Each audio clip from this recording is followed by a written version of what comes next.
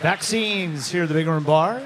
English Graffiti, the new album. It is so enjoyable. I highly recommend it. Columbia Records has it now, and the band live tonight at the A&R Bar with CD 1025.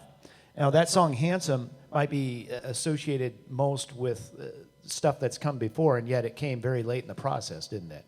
Yeah, I think it sort of took us 18 months, 2 years to write this record, and it was one of exploration and wrong turns and mistakes and a lot of fun as well. And I think maybe, yeah, it took us a while to come to terms with who we are and what we do best. And actually, like, it's strange that the record ended up sounding a lot more like the Vaccines of old. And I think all that kind of material that sounds like the Vaccines of old, like Radio Bikini and Handsome and 2020, that all came, yeah, at the end of the process, after we'd kind of got the rest of it out of our systems, I guess.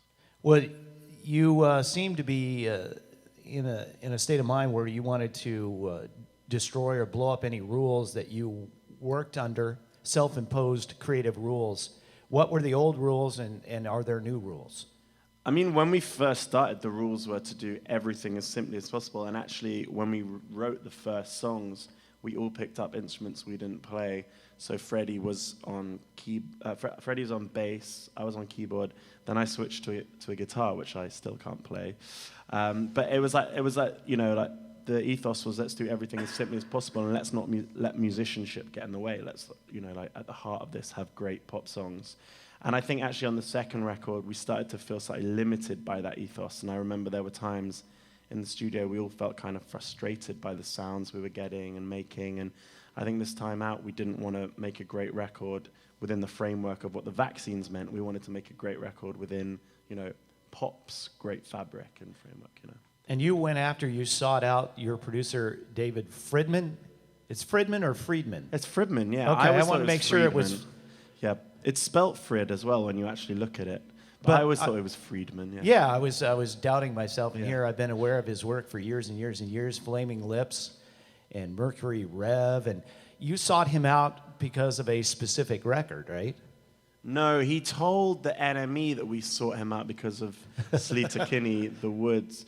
And we asked him about that. We're like, we've never really talked to you about that record. Why? And he was like, I just like lying to journalists. Oh, well, very good. I fell for it. Yeah. No, I mean, Sleater Kinney fans, but certainly not. I think that they're just, his sonic palette is like above and beyond really anyone else's that we could think of.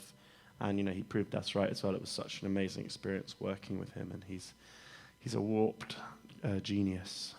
Well, that's the best kind. And yeah. I was reading one of the articles about the new album, and you said that David seeks sounds that make him laugh. What does that mean?